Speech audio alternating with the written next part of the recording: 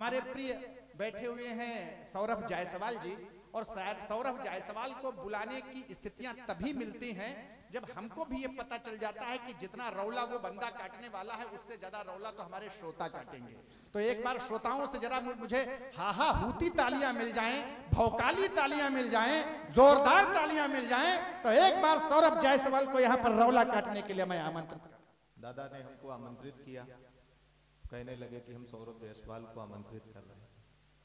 Sir, China के पास एक वाल है, उसको इस बात का बड़ा घमंड है कि उसकी वाल अंतरिक्ष से दिखाई देती है। वाह, हिंदुस्तान के पास वाल ही वाल है, हिंदुस्तान ने कभी घमंड नहीं किया। जायसवाल, अग्रवाल, बरनवाल, मोदनवाल, ओसवाल, कोई हंसने की बात नहीं, सबका बाप केजरीवाल। कभी कभी कभी हम लोगों ने घमंड किया? हम लोग कभी घमंड करते ही नहीं। बिल्कुल घमंड नहीं करते। बोतलें पहले से आ गई, देखो टाइम से आ गई बोतलें, वो जायसवाल के आते बोतलें।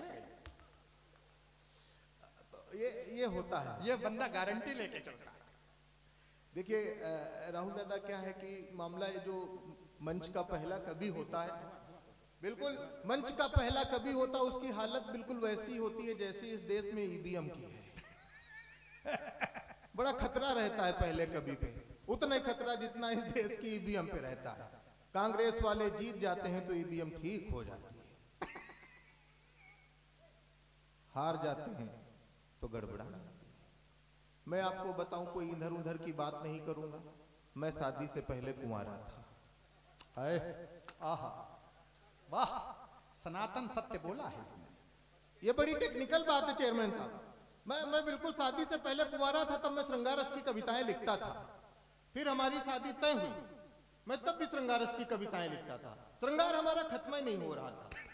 हमारी एंगेजमेंट हुई, मैं तब भी श्रृंगार रस की कविताएं लिखता था। श्रृंगार हमारा खत्म ही नहीं हो रहा था। हमारा दादा तिलक हुआ, मैं तब भी श्रृंगार रस की कविताएं लिखता था। श्रृंगार हमारा खत्म ही नहीं हो रहा था। फाइनली हमारी एक दिन शादी हो गई, मैं तब भी श्रृंगार रस की कविताएं लिखता था। श्रृंगार हमारा खत्म ही नहीं हो रहा था। एक दिन हमारी श्रीमती जी हमारे सामने मुंह धो के खड़ी हो गई। यकीन मानिए सर, श्रृंगार से हमारा विश्वास उठ गया। अच्छा, पहले मुझे लगता था सिर्फ मेरा ही विश्वास उठा हुआ है, लेकिन जैसे चेयरमैन साहब मुस्कुराए, उन्होंने ठहाका लगाया, तालियां बजाई, अब मुझे पूरा भरोसा है कि चेयरमैन साहब का भी विश्वास उठा हुआ है। एक बार इनके उठे हुए विश्वास के लिए जोरदार तालियां बजाइए। तो ये पहले हमको लगता था, लेकिन अब मुझे भरोसा हो गया है कि अकेले मेरे ही नहीं विश्वास उठा हुआ है। मैं आपको बताऊं कि पत्नी और सरकार दोनों एक जैसे होते हैं, बिल्कुल दोनों एक जैसे होते हैं। पत्नी को भी चुनने का मौका मिलता है, सरकार को भी चुनने का मौका मिलता है। चुनने के बाद चेयरमैन साहब ने सरकार सुनती है।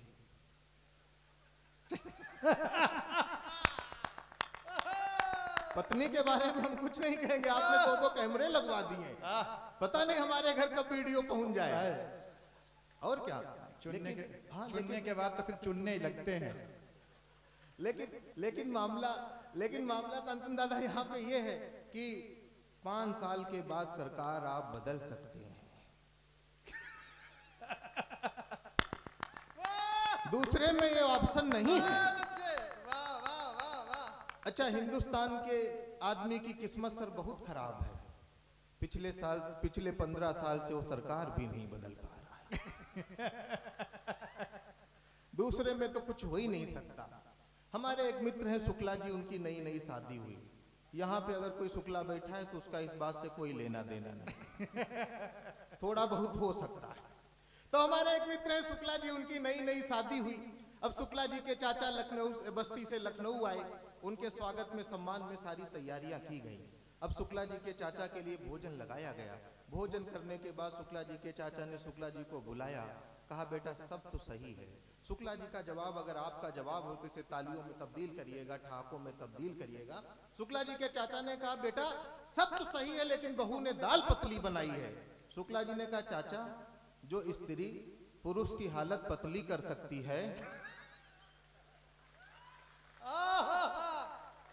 उसके लिए दाल कौन बड़ी बात है।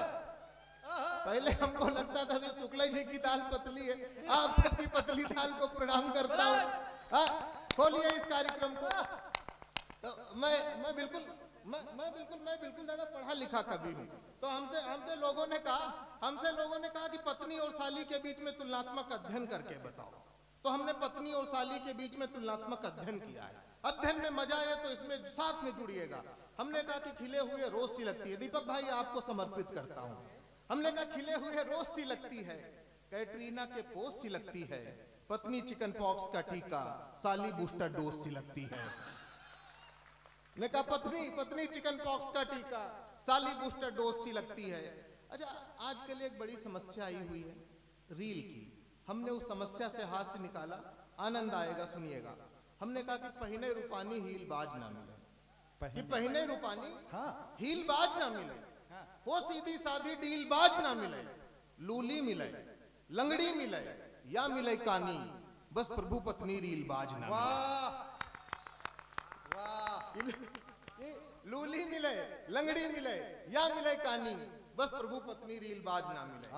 लेकिन जिस मंच का संचालन आदरणीय डॉक्टर राहुल अवस्थी कर रहे होते हैं, तब हमारी जिम्मेदारी बढ़ जाती है। उस जिम्मेदारी के साथ में एक बात कहना चाहता हूं, पत्नी परिहास का नहीं, पत्नी विश्वास का विषय है। वाह। 400 स्क्वायर फीट के घर में अगर कोई हजारों किलोमीटर की यात्रा करता है तो एक पत्नी करती है, एक स्त्री करती है। तो मैं उसके सम्मान में कविता पढ़ता हूँ। मैंने कहा कि बिना खबरों की खबर बनाती है पत्नी, डरपोक पति को निडर बनाती है पत्नी। आदमी कमा के बना सकता है मकान, किंतु उसको संवार कर घर बनाती है पत्नी। ये पत्नी का किरदार है। मैं आपको बताऊं, मैं काफी नकारात्मक टाइप का व्यक्ति हूं। काफी नकारात्मक टाइप का। हाँ, इतना नकारात्मक टाइप का व्यक्ति हूं कि कोरोना की 3 लहरें आके चली गई, मैं एक में भी पॉजिटिव नहीं हो पाया। वाह। हाँ, मैं पॉजिटिव हो सकता हूँ। जियो। अच्छा, हमारे साथ बड़ी दिक्कत है। तो मैं बड़ा अच्छा, आप हमारा अगर 9 बजे सम्मान करना चाहें तो हम 8:59 पे अपना अपमान करा लेते हैं। हाँ, करा लेते हैं। चेयरमैन साहब ने शांतनु दादा से कहा कि यार सौरभ को बुलाओ, पिछली बार आया था, हास्य का बढ़िया कवि है। तो दादा ने कहा कि यार वो महंगा कवि हो, 30,000 से कम में नहीं आएगा। हाँ, 30,000 से कम में नहीं आएगा। चेयरमैन साहब को हमारा डायरेक्ट नंबर मिल गया। वाह। उन्होंने हमको फोन किया, कहने लगे कि सौरभ मैं कवि सम्मेलन करा रहा हूँ। हमने कहा सर उसके लिए आपको बधाई। कहने लगे कि मैं तुझको बुलाना चाहता हूँ। हमने कहा सर उसके लिए हमें बधाई। हमने कहा बधाई अपनी जगह, 3,000 से कम में नहीं आता।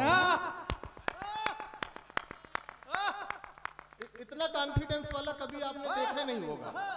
भले इतना कॉन्फिडेंस वाला कभी आपने नहीं देखा होगा। हाँ भाई, एक बार जरा ये अच्छा, ये 3,000 पे माला इसलिए पहना है, सोच रहे जिंदगी भर 3,000 सुना हुआ है। खुद तो 30,000 लेते हैं। एक बार बजाइए भाई विकास भैया के लिए तालियां। ये चीजें होती। मैं भले ही दादा मैं कोई विदेश कविता नहीं पढ़ने गया हूँ। अभी कभी तो राहुल दादा तो संचालन बहुत सदा हुआ करते हैं। एक जगह में कवि सम्मेलन में कविता पढ़ने गया, संचालक कहने लगे कि हम सौरभ जायसवाल को बुला रहे हैं, उसने देश के कोने कोने में कविताएं पढ़ी है। हमने कहा दादा झूठ क्यों बोल रहे हो, आपने देश भर में पढ़ी, हमने सिर्फ कोने कोने में पढ़ी। झूठ नहीं बोलना चाहिए, ऐसे थोड़ी होता। अच्छा, हम आपको बताएं, बिल्कुल हम अंतर्राष्ट्रीय टाइप के कवि हैं। अंतर्राष्ट्रीय टाइप के। हम विदेश नहीं गए हों अलग बात है, लेकिन हम हैं अंतर्राष्ट्रीय टाइप के। हमने फेसबुक पे एक बार एक शेर लिखा, कनाडा की एक बंदी ने लाइक कर दिया, तब से खुद को अंतर्राष्ट्रीय माना। हमने कहा कि इतनी जरी सी बात पर इतना हुआ बवाल। ये बात जर गई। तो हम बिल्कुल एक बार तालियां बजाइए। मस्त कर देते। अभी देखिए क्या है कि मैं पहला कवि हूं, तो हमारी जिम्मेदारी है हम आपको और भी कुछ बातें क्लियर करते चलूं। अभी जैसे प्रीति जी आई, माँ वाणी की वंदना कर रही थी, इन्होंने 8-10 बार आपको प्रणाम किया। कहने लगी मैं चेयरमैन साहब को प्रणाम करती हूँ, शांतनु दादा को प्रणाम करती हूँ, संचालक महोदय को प्रणाम करती हूँ। ये जब कोई भी कवि यहाँ पे आके प्रणाम करे, आप इनकी बातों में मत आना। जब ज्यादा कोई कवि प्रणाम करने लगे तो समझ जाना कि वो कविता भूल गया है। वो आपको तब तक प्रणाम करेगा कि जब तक उसको अगली कविता याद नहीं आ जाएगी। मैं भी आपको प्रणाम करता हूँ। भूल गया। मैं भूला नहीं हूं, हम इनकी तरह थोड़ी हैं। अब अभी कभी आएंगे एक बात और आपको चेपेंगे, कहेंगे कि समय की अपनी सीमा है, समय की अपनी सीमा है, समय की अपनी सीमा है। हम आपको क्लियर करना चाहते हैं, सीमा सिर्फ सचिन की है और सचिन मेरी तरह लप्पू सा है। तो बिल्कुल बिल्कुल इन लोगों की बातों में मत आना। ये अभी कहेंगे कि चेयरमैन साहब आपका स्नेह है, शांतनु दादा का स्नेह है और अवस्थी जी ने हमको बुलाया तो हम चले आए। बिल्कुल इस बात पे आप बिल्कुल भी पिघलना नहीं। जितना इन लोगों ने मांगा उतना आप लोगों ने दिया है, तभी ये आए हैं। नहीं कह देते हैं कि डेट बेस्ट है तो बिल्कुल भी। तो ये देखिए मस्ती का काम है। हम आपको बस कार्यक्रम से जोड़ने का प्रयास कर रहे हैं। उम्मीद है कि हम काम ठीक ठाक कर रहे हैं। एक बार तालियां बजाइए कि हमें लगे कि इस माहौल को हम और अच्छा कर सकते हैं। उधर आमा झोर हो रही है। हाँ, ये सब मेरे वाले हैं, आमा झोर कर रहे हैं। तो ये चीज है। देखिए दादा, गाना लिखने वाले लोग हैं, गाना लिखने वाले लोगों से हमें मैम शिकायत नहीं है, लेकिन ये लोग प्रैक्टिकल गाने नहीं लिखते हैं। अब अभी हमको लखनऊ से हमको सीतापुर आना था। हमने जैसे ही बस पकड़ी, बस वाले ने गाना बजा दिया, सफर आखिरी है मेरी जिंदगी का। हमने कहा भाई इस तरीके के गाने कौन बजाता है? हमने कहा या तो ये गाना निकाल दो या हमें बस से उतार दो। बस वाला उत्तर प्रदेश परिवहन का था, हमको कान पकड़ के नीचे उतार दिया। हम उसको धन्यवाद देते हैं, वो हमको धक्के मार के भी उतार सकता था। हाँ, तो आजकल एक गाना आया हुआ है कि हमरे बालम थानेदार चलावे जिप्सी। उस पर लड़कियां नाच रही हैं, भाभियां नाच रही हैं। हमने कहा हे भाभियों, ये नाचने का विषय नहीं है, ये जांच का विषय है। अगर तुम्हारे बालम थानेदार हैं तो जिप्सी नहीं चलाएंगे। अगर वो जिप्सी चला रहे हैं तो थानेदार नहीं है। तुम थाने जाके चेक करो तुम्हारे बालम क्या है। बालम तुम्हारे ड्राइवर है।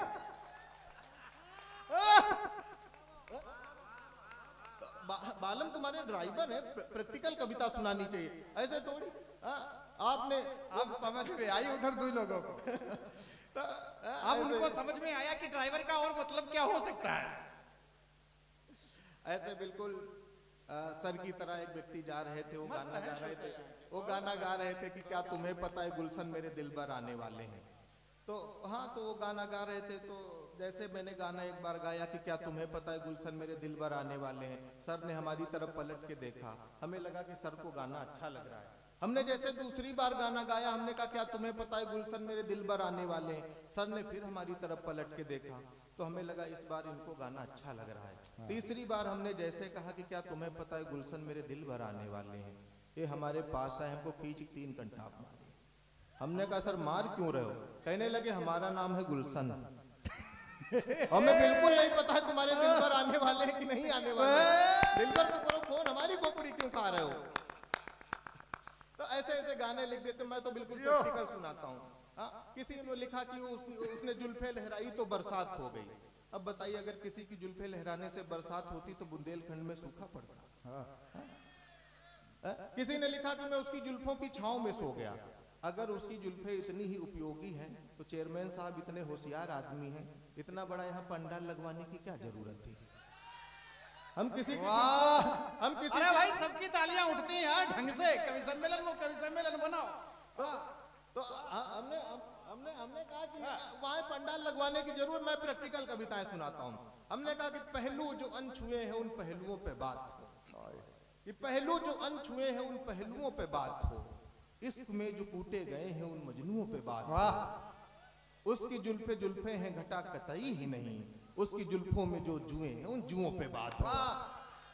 उसकी जुल्फों में जो जुए हैं उन जुओं पे बात हो। हम ऐसे भी कह सकते हैं कि मिस्री कहूं या शहद सा घुल रहा हूं मैं, कि मिस्री कहूं या शहद सा घुल रहा हूं मैं। इश्क में उसके 21 दिन कुल रहा हूं मैं, और एक शाम उसके साथ डिनर पे गया था, तब से गुप्ता भोजनालय में बर्तन धुल रहा हूं मैं। हाँ, ये सब गुप्ता भोजनालय वाले ही। हाँ, गुप्ता भोजनालय में गुप्त तरीके से बिल्कुल गुप्त बर्तन धो रहा। मैं 4 पंक्तियां और दादाजी को समर्पित करते हुए सुनाता हूँ। हमने कहा कि आंखों का मामला जरा सा बीक है, आंखों का मामला जरा सा वीक है, जवानी का लेटर बुढ़ापे में लीक है, और जींस टॉप वाली जब से आई है पड़ोसन, बाबूजी बोले बेटा मोतियाबिंद ठीक है। ये बाबूजी बोले बेटा मोतियाबिंद ठीक है। आपने एक गाना और सुना होगा कि रेलिया बैरन पिया को लिए जाए रे। अच्छा, अब लिखने वाला है भाई, आप हमने कहा लिख रहे हो, आपके पिया को रेल लिए जा रही है तो आप उसको बैरन लिख सकते हो, चलता है। लिखने वाला संतन दादा यहाँ भी नहीं माना, उसने लिखा कि जौनी टिकसवा से पिया हमरे चाहिए, बरसे पनिया टिकट गल जाए रे। हमने कहा तुम्हारे पिया को भाई टिकट लिए जा रहा है, चलता है, टिकट डला सकते हो। लिखने वाला यहाँ तक नहीं माना, उसने कहा कि जौने सहरवा में पिया हमरे नौकर, लागे अगिया सहर बर जाए। अब 2 मिनट के लिए सोचो, उसका पिया मतलब हर गांव में नौकर होता, हर गांव वाले का कितनी दिक्कत हो जाती। लिखने वाला यहाँ भी नहीं माना, उसने लिखा कि जौने साहबुआ के पिया हमरे नौकर, लागे गोलिया साहब मर जाए रे दादा। अब उसके पिया का साहब मैं हूँ, बड़ी मुश्किल से मैं यहाँ तक बच बचा के आया हूँ। लगे गोलिया शहर मर जाए, बताओ दरोगा जी का तो ऐसे का ढूंढा दादा। एक बड़ी अखिल भारतीय टाइप की कवित्री है, उन्होंने गाना लिखा कि ढूंढो ढूंढो रे कोई मेले में मेरा खो गया सांवरिया। तो हमने कहा इस चीज पे गाना बनता ही नहीं, इस पे गीत लिखने की जरूरत नहीं। अगर आज के दौर में तुम्हारा सांवरिया खो गया है तो यकीन मानियो तुम्हारा सांवरिया बनने के लायक नहीं है। वाह वाह। अगर वो खो ही गया है तो उसको आप फोन करो, आप उसको व्हाट्सएप करो, आप उसको ईमेल करो, कुछ भी कर सकते हो। एक बात मैं बड़ी बारीक कहना चाह रहा हूं, अगर उन सारी चीजों से नहीं मिल रहा है तो आप हर गांव पुलिस को सूचित करो। वाह वाह। उत्तर प्रदेश की पुलिस जब भैंस ढूंढ लाती है, वाह, तो तुम्हारा सांवरिया कौन खेत मूली उठा के पटक देंगे तुम्हारे सांवरिया को। और हमारे हर गांव की पुलिस तो इतनी खतरनाक है, तुम्हारा असली सांवरिया अगर नहीं मिला तो नकली पटक देंगे। कुल मिला के सांवरिया आना है। एक बार जरा हर गांव पुलिस के लिए जोरदार तालियां बजाओ भाई। हाँ, और 10 लोग खड़े खड़े चिल्लाए हैं कि हम हैं इनके सांवरिया। अब लगा कि कभी सम्मेलन खुला। अब बड़ा हमको टेंशन हो रही थी, हमने कहा आप लोग हमारी जमानत जब्त करा दो। अब लग रहा है कि कार्यक्रम हो रहा है। देखो ना पीछे के, अब देखो हम कोई तानसेन तो है दादा, हम कोई तानसेन तो है नहीं जो हम सुनाएंगे तो हिरन आएंगे। बहुत बढ़िया। हमारी प्रस्तुति में लेकिन उम्मीद करी जा सके। एक बार डीओजी साहब के लिए भी बजा दो।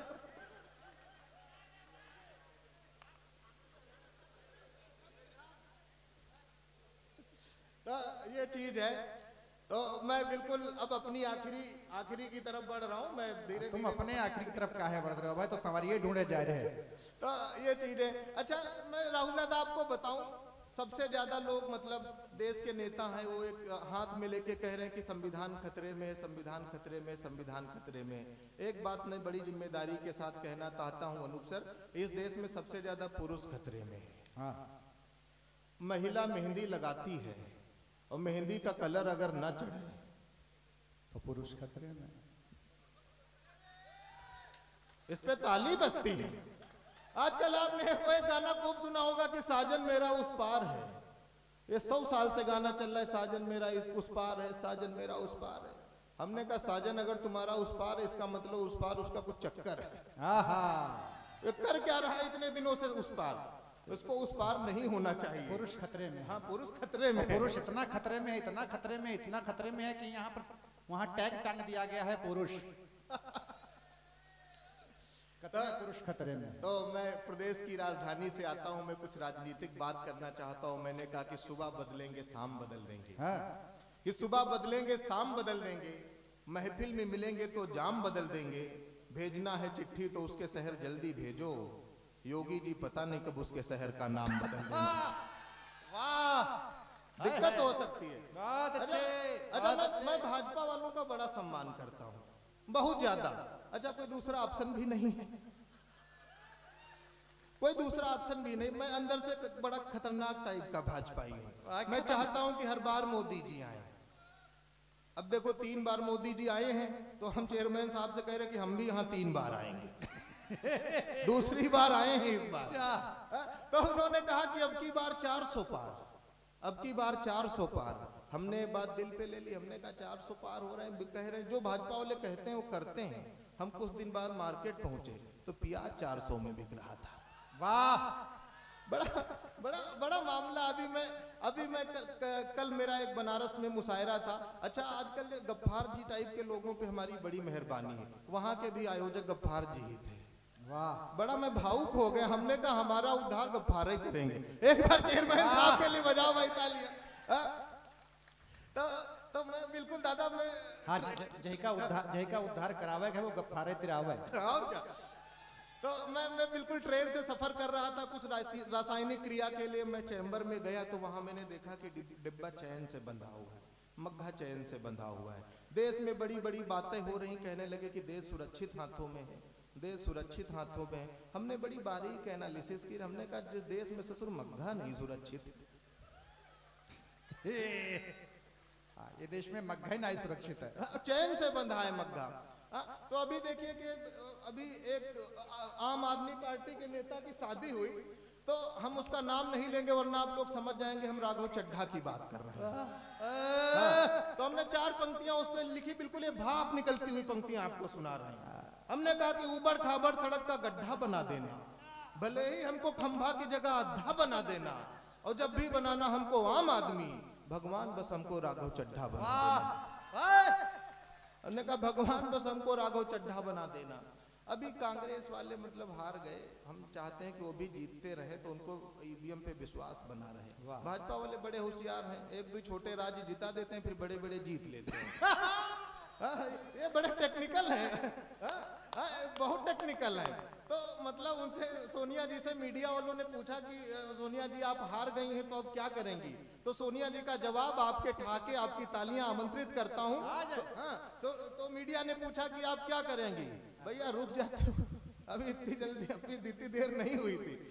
तो सोनिया जी से पूछा मीडिया वालों ने कि आप क्या करेंगी? तो उन्होंने जवाब दिया कि चुनाव में हार की समीक्षा करेंगे, कि चुनाव में हार की समीक्षा करेंगे, 29 में नेताओं की परीक्षा करेंगे। राहुल ने कहा तुम सबको जो करना है करो, हम सबसे पहले अपनी परीक्षा करेंगे। तुम लोगों के चक्कर में यार हम कुमारे पड़े हुए हैं। अच्छा, ये 3-4 नेता निपट गए हैं तो एक को और निपटा लेते हैं। अडवाणी जी और मोदी जी का संवाद सुना रहा हूँ। वैसे तो अडवाणी जी का मैं बहुत सम्मान करता हूँ, लेकिन 4 पंक्तियां आपको सुनाता हूँ, व्यंग्य की आनंद लीजिएगा। बड़े बड़े होर्डिंग्स पे अडवाणी जी की फोटो लगी रहती थी, लेकिन मैं एक समय ऐसा सुनाता हूँ कि ड्राइवर न सही तो सवारी ही बना दो, कि ड्राइवर न सही तो सवारी ही बना दो, कम से कम एक तो तस्वीर हमारी भी बना दो। अरे मोदी जी राष्ट्रपति बनने से रहे हमको किसी मंदिर का पुजारी ही बना दो, कि हमको किसी मंदिर का पुजारी ही बना दो। लेकिन एक जिम्मेदारी का काम मैं करके अब बैठना चाहता हूँ। जब मंच इतना समृद्ध हो और हर गांव के इतने सुधी श्रोता हूँ, तो मुझे लगता है कि कविता सिर्फ हंसी ठिठोली का काम नहीं, कविता सिर्फ 4 चुटकुले सुना के बैठ जाने का काम नहीं, कविता जिम्मेदारी का काम है। मैं कविता सुनाना चाहता हूँ। दादा मैं 5 लाख की कविता सुनाना, ऐसा नहीं कि शांतन दादा हमको 5 लाख देने जा रहे हैं। अगली बार बजट 5 लाख का ही। हमने चेयरमैन साहब एक लोगों को 5 लाख दिए। हाँ, हमने एक लोगों को 5 लाख दिए, फिर उन्होंने हमको नहीं दिए। वाह। तब ये कविता निकली। कविता का शीर्षक है उधार। हमारे एक बचपन के मित्र, जहां जहां इसमें ठहाके, जहां जहां आपको खुशी, जहां जहां आनंद लगे तालियां बजाना। ये कविता बिल्कुल आनंद के साथ सुनिए। कविता का शीर्षक उधार। कि हमारे एक बचपन के मित्र थे काफी विचित्र, सालों के बाद उन्होंने हमें किया याद, करते ही याद उन्होंने मेरी तारीफों के पुल बांधे, पूरे घंटे आधे। हाँ, पूरे घंटे आधे। मैं तारीफों में गया था घुल, इसलिए जितना उन्होंने मांगा हमने उतना दिया फूल। जल्दी लौटाने की हुई थी बात, पर बीत गए महीने 7।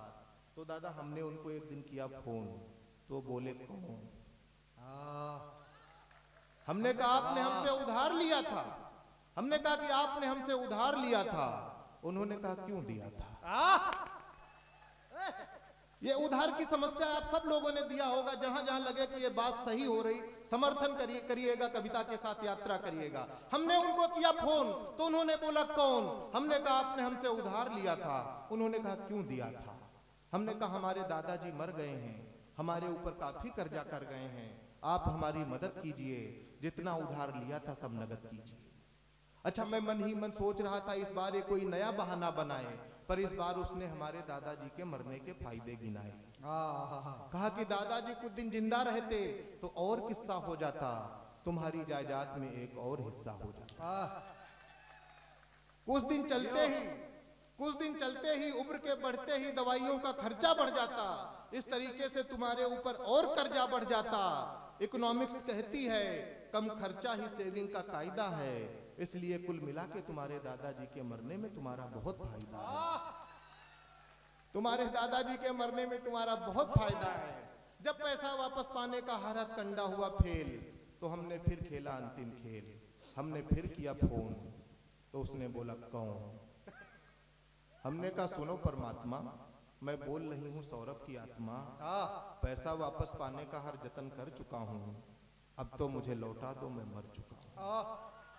कि पैसा वापस पाने का हर जतन कर चुका हूँ, अब तो हमें लौटा दो, मैं मर चुका हूँ। तो उसने कहा खाली हाथ आए हो, खाली हाथ जाना है।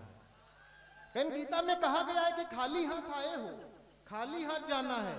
फिर बताओ किस लिए उधार चुकाना है? वाह वाह, कि खाली हाथ आए हो, खाली हाथ जाना है। फिर बताओ किस लिए उधार चुकाना है? उधार के पैसे से जीवन बिताने में असली प्रॉफिट है, कि उधार के पैसे से जीवन बिताने में ही असली प्रॉफिट है। आप चैन से मर जाइए, आपका पैसा अगले जन्म तक फिक्स डिपॉजिट। आप चैन से मर जाइए, आपका पैसा अगले जन्म तक फिक्स डिपॉजिट है। जिन जिन लोगों का पैसा अगले जन्म तक फिक्स डिपॉजिट है, कविता की अंतिम पंक्तियों पे शंखनाद करिएगा तालियों का कि आप चैन से मर जाइए, आपका पैसा अगले जन्म तक फिक्स डिपॉजिट है। उधार के पैसे से जीवन बिताने में ही उधार के पैसे से जीवन बिताने में असली प्रॉफिट है, आपका पैसा अगले जन्म तक फिक्स डिपॉजिट है। कविता खत्म हुई, मुस्कुराइए। कविता खत्म हुई, मुस्कुराइए। आपने भी किसी को उधार दिया है तो भूल जाइए कि आपने भी किसी को उधार दिया है तो उसे भूल जाइए। इस समृद्ध मंच पर खड़े होकर मैं एक प्योर व्यंग्य की कविता पढ़कर मैं अपनी जगह पे बैठना चाहता हूँ। भाई ये बच्चा एक व्यंग्य की कविता पढ़ेगा, उससे पहले इतना हंसाया है, लेकिन ये गारंटी इस मंच को जो उसने दी है सफल होने की, उसके लिए इसका जितना धन्यवाद किया जाए कम है। हर गांव के लोगों, आपकी जिम्मेदारी है कि इस ओपनर को, इस कवि सम्मेलन के ओपनर को अपना कितना प्यार दिया जा सकता है, एक बार ढंग से प्यार लुटा दीजिए इस बच्चे पर। व्यंग्य की कविता सुनिए। अगर सीता जी का हरण आज के समय में होता तो सीता जी को न्याय मिलने में, प्रभु रामचंद्र जी को सीता जी को न्याय दिलाने में, एक सांझी विरासत की कविता मैं राम का वाचन कर रहा हूं और हमारे आदरणीय चेयरमैन साहब सुन रहे हैं। इससे सुंदर दृश्य और कुछ भी नहीं हो सकता है। मैं आपको प्रणाम निवेदित करते हुए कविता पढ़ता हूं कि भले ही सही था त्रेता में प्रतिशोध मेरे राम का, कलयुग होता तो हो जाता विरोध में। कि लखन के सूपनखा की नाक काटते ही, राक्षसों को जमीन पर पाटते ही, मैं तो लखन को प्रणाम कोटिस भेज देता, पर इस कृत्य के लिए महिला आयोग उन्हें नोटिस भेजता। ये काम मानवाधिकार रावण के साथ खड़ा